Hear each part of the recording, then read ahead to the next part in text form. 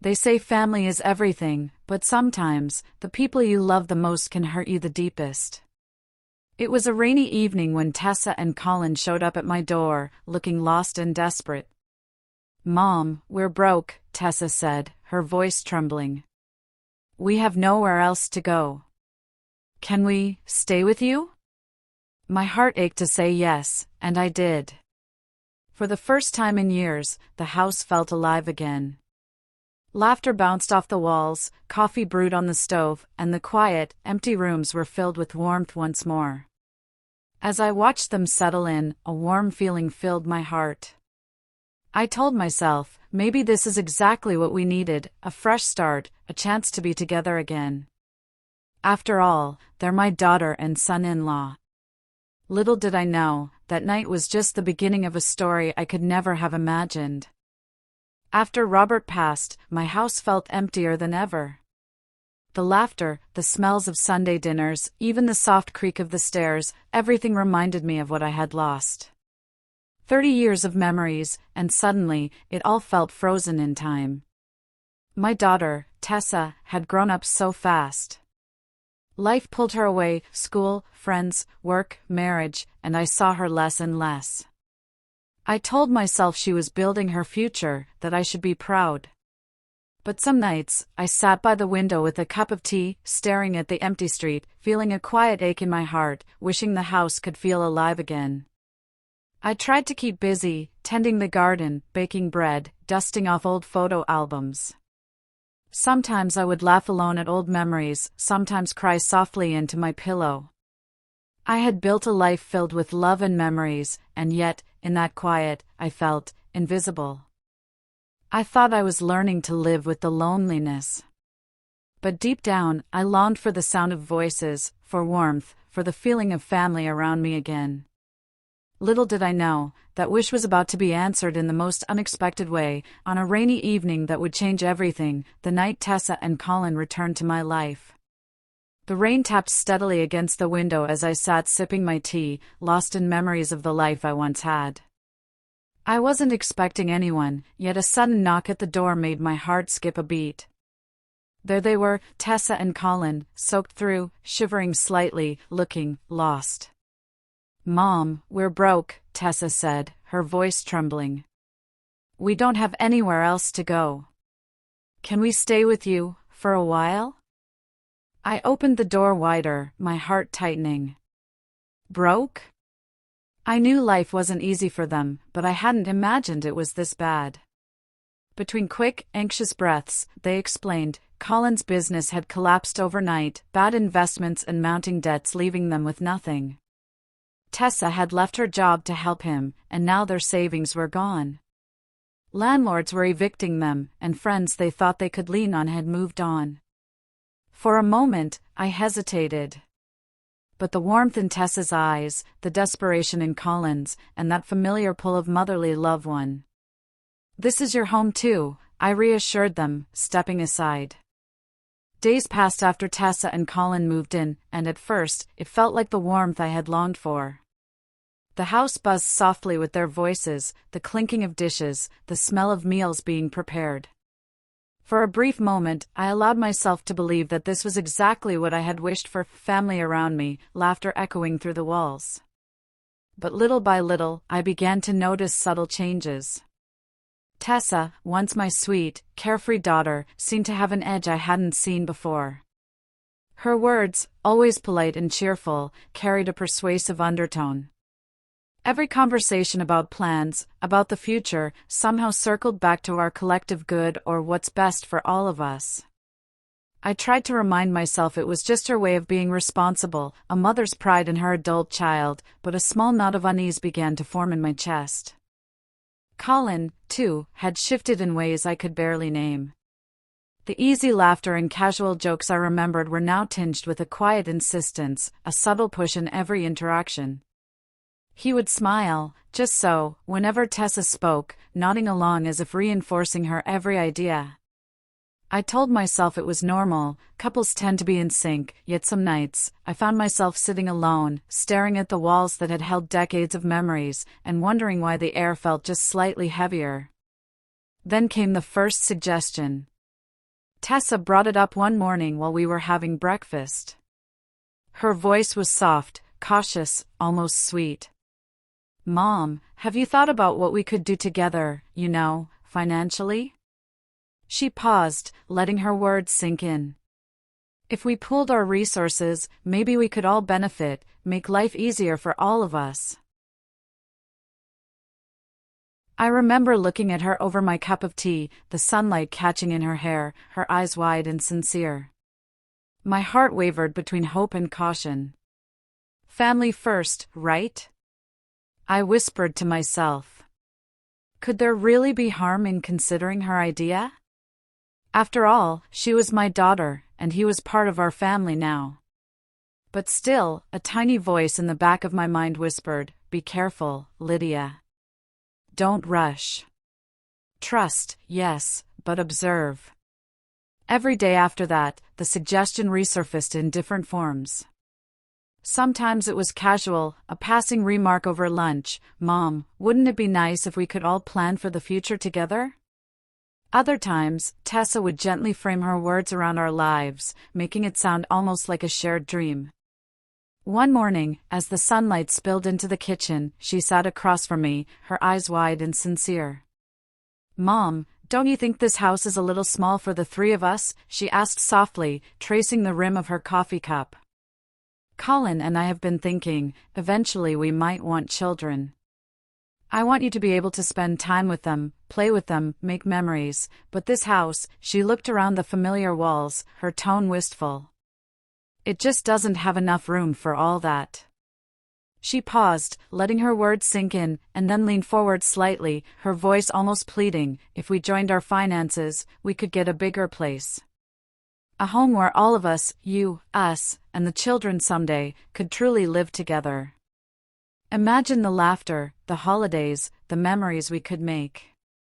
I remember taking a deep breath, looking from Tessa to Colin, feeling a flicker of excitement at the thought. Could there really be harm in dreaming a little bigger, in imagining a future where I wasn't alone, where my home could be filled with life once again? I looked at Tessa's hopeful eyes, feeling the pull of my own desires for warmth, laughter, and the feeling of a home filled with life again.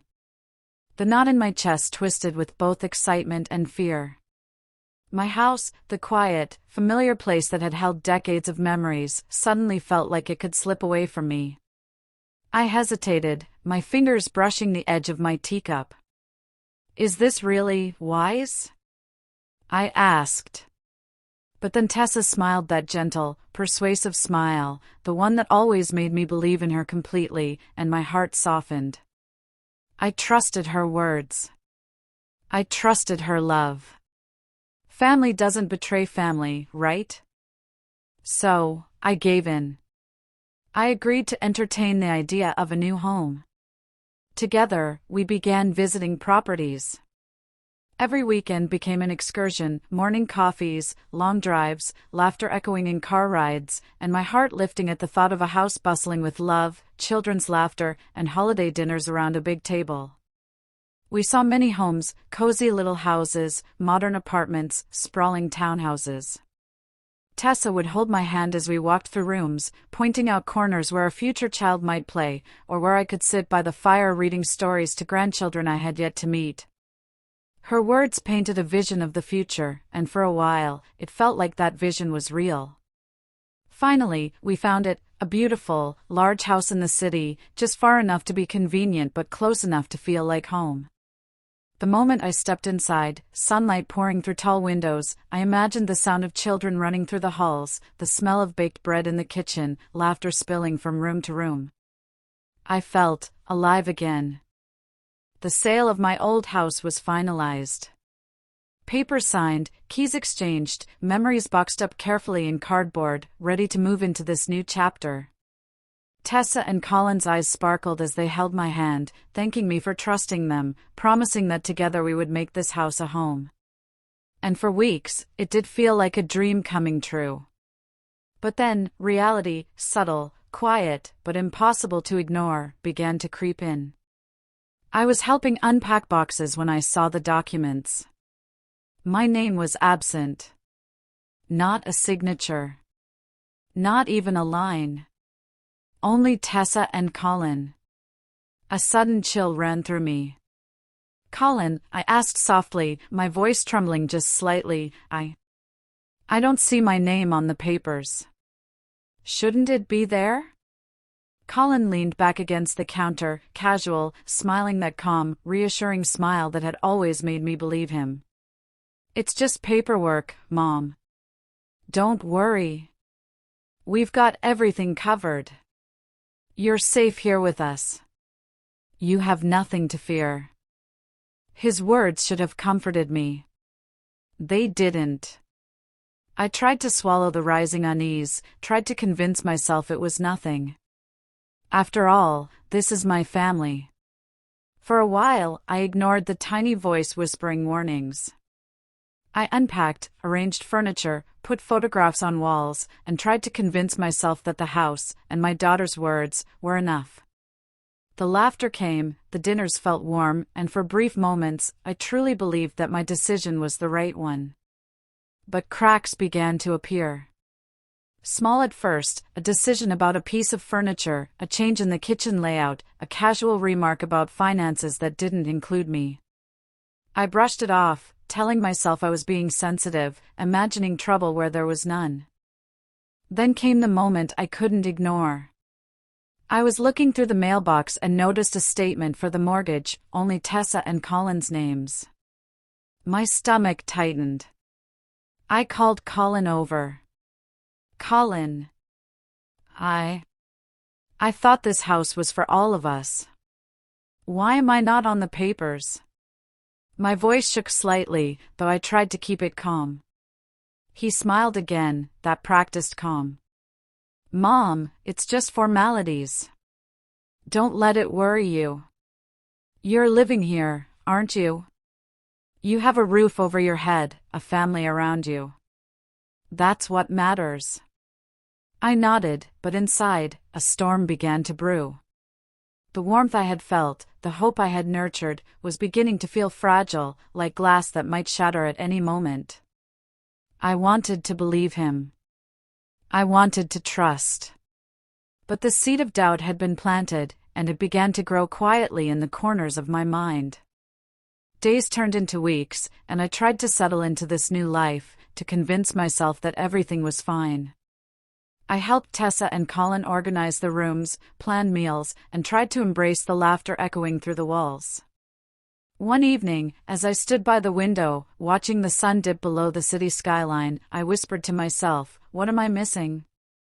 Why does something feel off?" The thought startled me. I had always believed in family, in their love and care. Could it really be possible that my own daughter and son-in-law? I shook my head, trying to dispel the idea. I refused to believe it. But reality has a way of creeping in, subtle at first, then unavoidable. I noticed how Tessa and Colin whispered in corners, how they sometimes exchanged looks when discussing finances or plans. I tried to ignore it, to focus on the warmth of shared meals and laughter. But the more I ignored it, the heavier the tension felt, pressing on my chest like an unseen weight. The house, my dream of family, laughter, and grandchildren someday, had become a place where I felt my voice slipping, my opinions quietly sidelined, my presence tolerated rather than celebrated. The realization hit me slowly, painfully, in quiet moments when they were busy making plans that didn't include me. I tried to talk to Tessa, gently. "Tessa, can we discuss this together?" I asked one afternoon, pointing to a set of bills and statements that had caught my attention. Her response was patient, almost loving. "Mom, don't worry about it. We're taking care of everything. You just focus on being here with us, enjoying the family. We've got it covered." And I nodded again, my heart heavy, swallowing the unease. But deep inside, I felt the first real pangs of betrayal. My trust, given so freely, was being tested in ways I could not yet name. The warmth I had craved so desperately was now mixed with a creeping suspicion I didn't want to face. At night, lying in the quiet of the new room, I stared at the ceiling and let the memories of my old house flood me, the smells, the laughter, the quiet comfort of knowing everything had been mine. And now, it felt like I had given it all away, for a dream that may not have been meant for me at all. But still, I told myself, they're my family. They wouldn't hurt me. I just need to trust a little longer. I tried to ignore the gnawing unease as days passed. I cooked, cleaned, and tried to smile through the little moments of awkwardness, the hushed whispers between Tessa and Colin, the sidelong glances that made me feel like a guest in my own home. I told myself it was noting, that I was imagining tension where there was none. And then came the day they asked me to give them space. It started with subtle hints. "Mom, maybe you should spend more time out of the house, relax," Tessa suggested casually one morning, her voice soft but firm. "We just need some time to figure things out ourselves." I nodded, trying to convince myself it was normal. After all, adults needed privacy, right?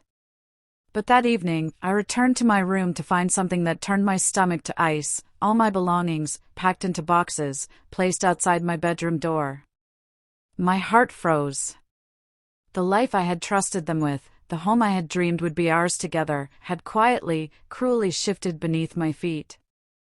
I remember standing there, staring at my own things, photographs, clothes, trinkets, decades of memories, boxed and discarded like they were nothing. The laughter that had once filled the halls now felt like a mockery echoing in the distance. My chest ached so badly, I felt as though my heart had been ripped from me. I tried to speak to them, to ask why, to plead for reason. But Colin's smile, Tessa's sweet words, and the rehearsed concern in their eyes offered no explanation. "It's for everyone's good, Mom. You'll understand," they said. But I didn't understand. I couldn't. And I realized, with a hollow sinking feeling, that I had been betrayed by the very people I had trusted most. I left the house that night with nothing but a small bag of essentials, my mind a whirl of disbelief, heartbreak, and anger I didn't know how to voice. The city felt cold, indifferent. The streets that once bustled with life now seemed hostile, glaring, reminding me that I had nowhere to go, no sanctuary left. Eventually, I found myself at a government shelter. The building was stark and functional, a place of safety, yes, but devoid of the warmth of home. I shared a small, dimly lit room with other women, all carrying their own stories of loss and hardship. The nights were the worst. I would lie awake on the thin cot, listening to distant coughs, murmured conversations, the occasional sob echoing through the walls, and I would replay every moment leading to this disaster. Every memory haunted me. The day I had sold my house, trusting their sweet words. The excitement of touring the new home, imagining grandchildren laughing in the halls. The false smiles, the reassurance that everything was fine.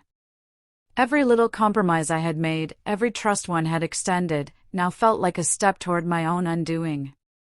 And then, the voice of my husband would return, clear as a bell in my memory, cutting through the darkness like a knife. "Take care of the house, Lydia. It's your safety." I could see his face, hear his laugh, remember the way he would gently remind me to lock the doors, keep things in order, preserve the home that had been ours. And now, that safety was gone. I felt like I had failed him, failed myself, failed the life we had built together. The tears would come quietly, secretly, in the darkness of the shelter bed. I didn't want anyone to see, didn't want anyone to judge. I was a widow, a mother, a woman stripped of her home, wandering through grief and betrayal all at once. I began to drift through the days in a haze. Meals were cold, the conversations in the shelter muted, a background noise that reminded me I was not alone, yet more isolated than ever. I walked the streets during the day, staring at windows of homes, imagining what life had become for Tessa and Colin in the house I had once trusted to them. Anger bubbled beneath the surface, mingling with sorrow, leaving me both numb and restless. My night became a battleground of memory and resolve. The echo of my husband's voice, the pain of betrayal, and the injustice of being cast out all weighed heavily, but they also steeled me. I began to realize that my life was not over, that even in the darkest moments, I had the strength to rebuild, to reclaim not just a home, but dignity, purpose, and self-respect. I remember those nights, staring at the ceiling of the cold shelter, listening to the city hum quietly beyond the walls. I made a promise to myself: no matter how deep the betrayal, no matter how bitter the loss, I will survive, I would rise again. I will rise. I will find my way back. And perhaps, someday, the very people who had cast me aside would realize the strength of the woman they thought they could push around. But for now, I was heartbroken, homeless, haunted by echoes of laughter and love that were stolen from me, and yet determined, in the quietest corners of my mind, to find a way to turn this heartbreak into something that could never touch me again. One rainy evening at the shelter, the kind where the downpour outside blurs the city lights and the air smells faintly of damp coats and disinfectant, I found myself walking past the common room. My thoughts were heavy as usual, wandering over memories I couldn't change, mistakes I couldn't undo. And then it happened. An older woman, seated near the back, suddenly slumped forward, her face pale, lips trembling. My heart skipped a beat. Without thinking, I rushed to her side, feeling the panic in the air around me. "Are you all right?" I asked, kneeling beside her, my hands steady even as my chest raced. Her eyes fluttered, and I realized she had fainted, perhaps overcome by dizziness or fatigue. I called for help, guiding the shelter staff, making sure she was warm, checking her pulse, and keeping her conscious until the paramedics arrived. As they lifted her onto the stretcher, I grabbed a blanket from a nearby chair, wrapping it around her shivering frame. She squeezed my hand weakly and murmured something I couldn't hear, but the gratitude in her eyes was unmistakable. When the ambulance arrived, I insisted on riding with her. She was too frail, too disoriented to be left alone, and somehow, I knew I had to stay. The city streets blurred past in streaks of gray and gold as rain hammered against the windows. I held her hand the entire way, whispering reassurances, even as my own heart pounded in fear for someone I barely knew. At the hospital, the chaos of the emergency room engulfed us. Nurses moved quickly, machines beeped and hummed, and I felt a sense of helplessness as doctors assessed her condition. But I refused to leave. I sat in the stiff chair beside her bed, holding her hand, brushing damp strands of hair from her forehead, whispering softly, "You're going to be all right. I'm right here. Just focus on breathing." Hours passed. The room was lit by the cold fluorescent glow of hospital lights. The steady drip of N4, the quiet murmurs of nurses, and the occasional beep of monitors became a rhythm I found strangely comforting. I refused to let exhaustion overtake me, even as my body screamed for rest. I wanted her to know she wasn't alone, not tonight, not ever. By the first light of morning, her condition had stabilized. The doctors had checked her vital signs, the color had returned to her cheeks, and her breathing was steady. I finally allowed myself a small sigh of relief. I left the hospital. My legs felt like lead beneath me, every step heavy with exhaustion. The rain had stopped, leaving the city washed clean, the streets glimmering under the early sunlight. I made my way back to the shelter, my body aching and my mind still buzzing from the night's events. Once I reached my small cot in the shelter, I barely managed to change into dry clothes. I collapsed onto the thin mattress, my eyes closing instantly. For hours, I slept, deep, dreamless, and unbroken, finally allowing my body to catch up to my mind and soul, which had been awake and racing through the night. Later that day, after finally waking from the deep, dreamless sleep at the shelter, I heard a soft commotion near the entrance. I rubbed my eyes and looked up, and there she was. The woman I had helped the night before, accompanied by a driver. Despite her frail appearance, she carried herself with an aura of calm authority, the kind that made you sit up straighter without even realizing it. "I don't know your name," she said softly, her voice steady, warm, yet commanding respect. "But last night, you saved me." I. I'm Lydia, I stammered, unsure what to say, my heart still pounding from the memories of the hospital. I'm just glad you're all right. Anyone would have helped. Her lips curved into a gentle smile. Not everyone does, Lydia. And not everyone does it without thinking of reward or recognition. That matters. She introduced herself as Evelyn Moore. At first, I didn't grasp the weight of her name, a businesswoman, someone who owned a chain of wellness stores. It was almost surreal. But at this moment, she was simply a woman grateful for my help, and I felt a strange mix of humility, pride, and something else, a spark of hope I hadn't felt in months. Evelyn reached into her bag and pulled out a crisp envelope. I insist, Lydia, she said. This is for you. Consider it a token of my gratitude. I hesitated, glancing at the envelope in her hands. My pride flared, mingled with the ingrained dignity I had carried all my life. I shook my head firmly. I can't accept this. I don't need charity. Just give me a chance to work. That's all I ask. Evelyn studied me for a long moment, her sharp eyes softening with admiration. Then, she smiled, a smile that felt like permission, encouragement, and respect all at once. Very well, Lydia. A chance it shall be. And with that simple agreement, my life began to shift in ways I could never have imagined. The next day at Evelyn's home were surreal. From the moment I stepped inside, I realized this woman's life was meticulous, organized, and bustling with activity. Her house was not just a home, it was a command center of schedules, staff, and plans. Yet despite the grandeur, there was warmth, an underlying sense of purpose, and respect for everyone who worked there. She initially hired me as a housekeeper, a position I accepted gratefully. I cleaned, organized, and learned the rhythm of the household. I was careful, attentive, observing everything, from the placement of files to how she managed her calls and staff. It wasn't long before Evelyn began to notice something. I was methodical, patient, and quietly efficient.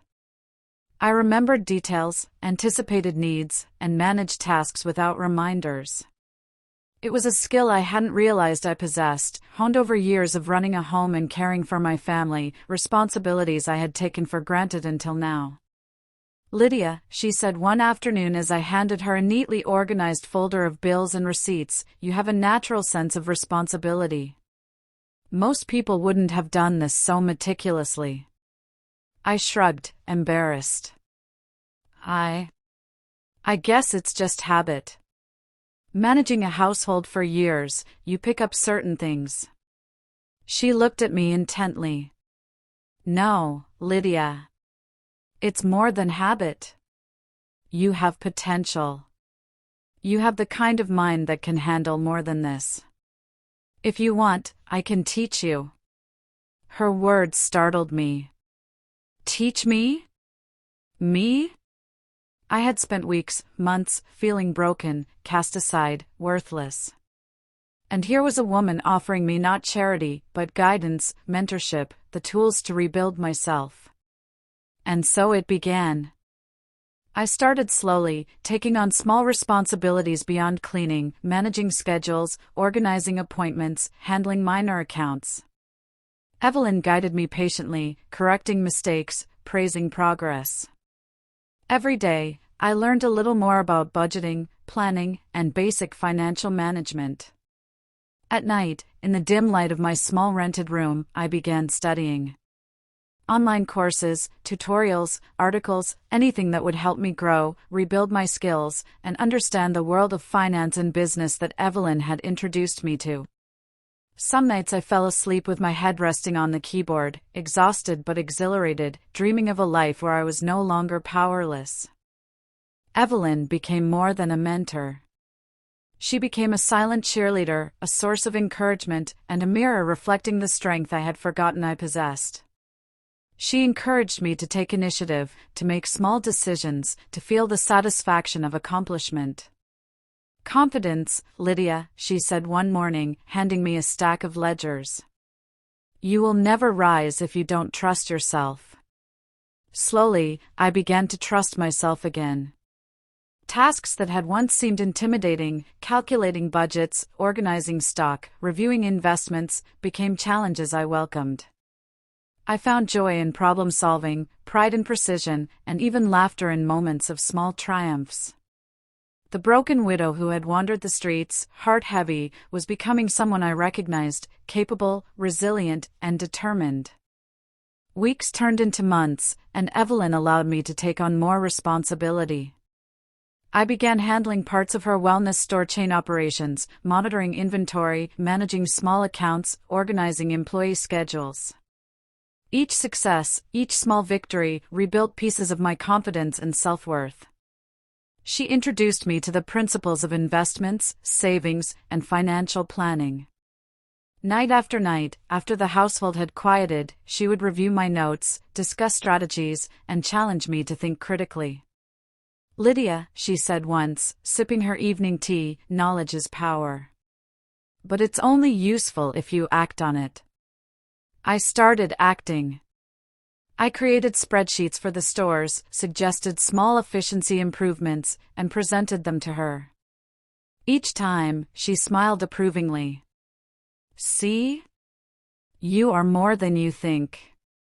Through this process, I learned patience, foresight, and strategy. More importantly, I learned to trust in my own abilities, the same qualities I had thought were lost when Tessa and Colin had betrayed me. Yet even as I immersed myself in this new world, a part of me could not forget the injustice I had suffered. Memories of my home, the betrayal, and the nights spent in the shelter were never far from my mind. But Evelyn's mentorship gave me perspective. She taught me that pain could be transformed into purpose, that betrayal could become a catalyst for strength. And slowly, very slowly, I began to imagine the day I would rise again. Not just to reclaim what was lost, but to surpass it, to build a life of independence, dignity, and respect. I began envisioning a future where the betrayal of Tessa and Colin would no longer define me. Instead, my own strength, knowledge, and confidence would be the measure of my life.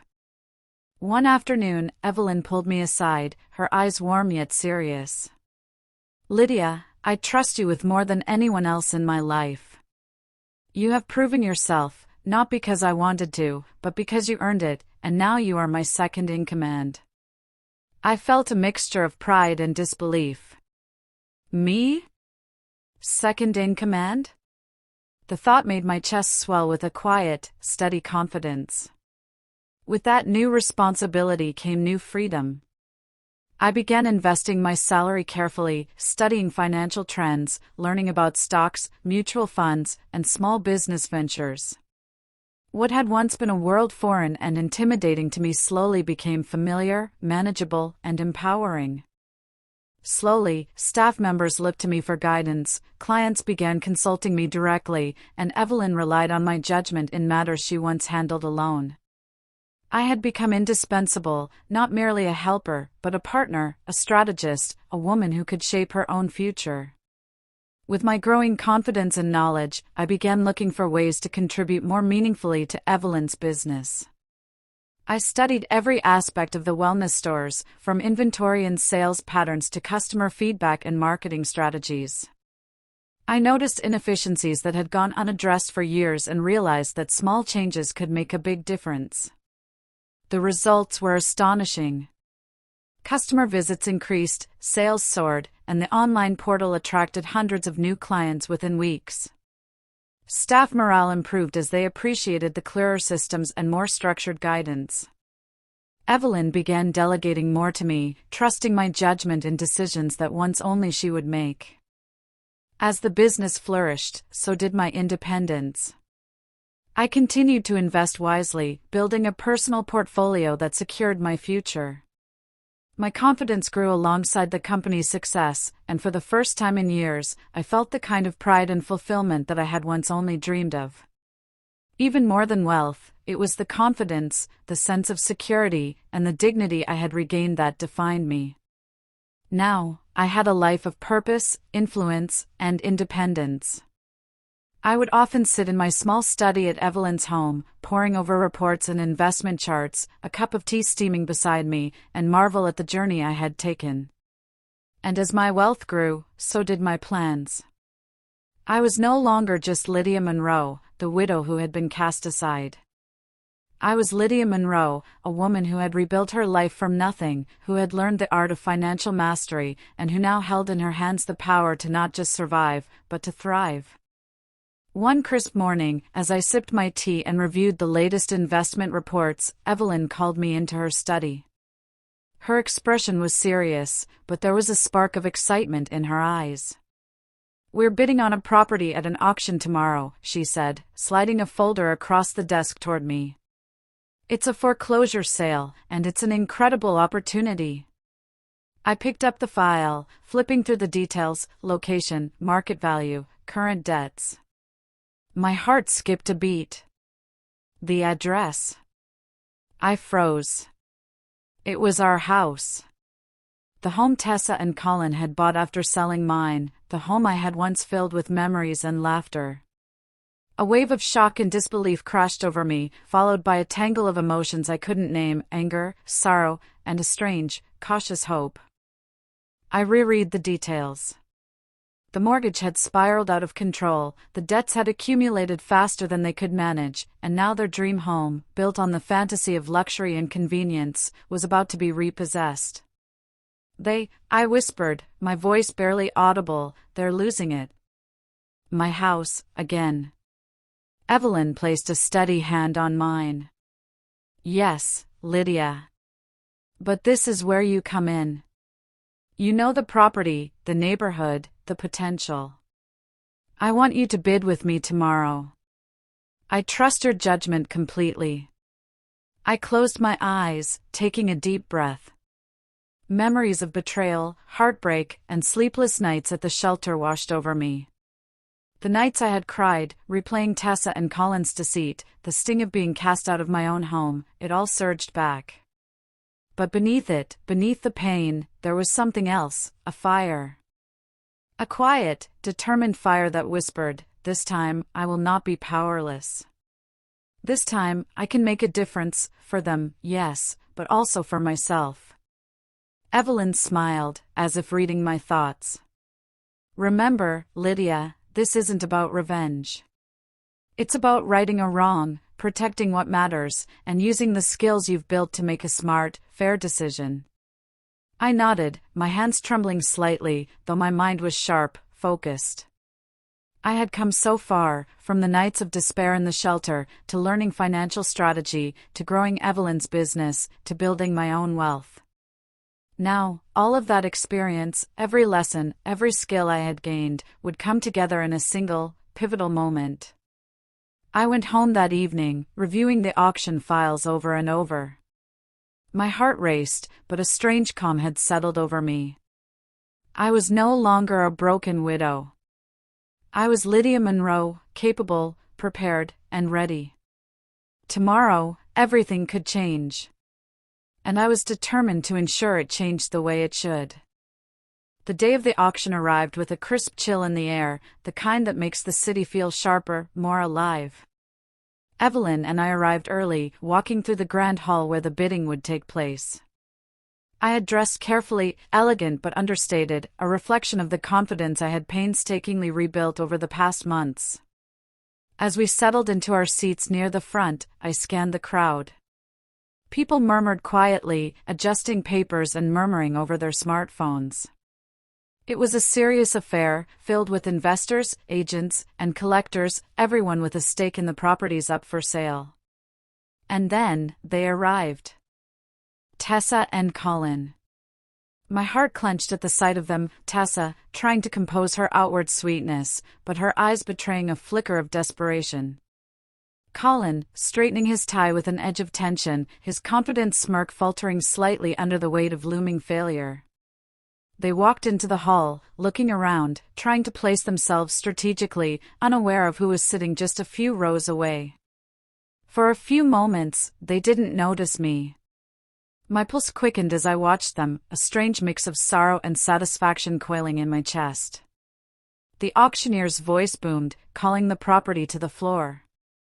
Tessa and Colin's attention sharpened. They leaned forward, papers in hand, ready to bid, confident in the fortune they thought would save them. And then, I raised my hand.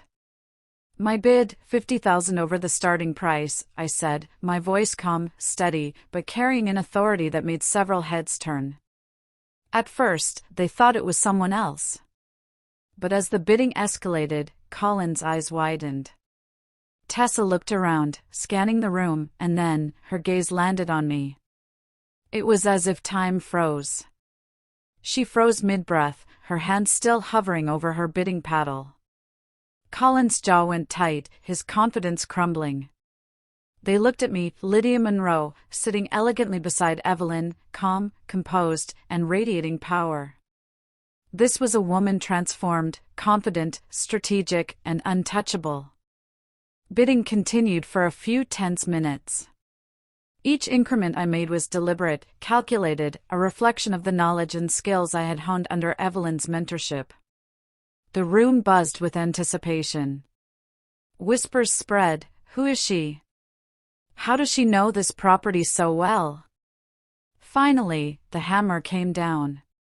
The auctioneer's voice cut through the tension, "Sold. To Evelyn Moore." The room erupted into murmurs, but all I could focus on were Tessa and Colin. Their faces were pale, mouths opening and closing, speechless.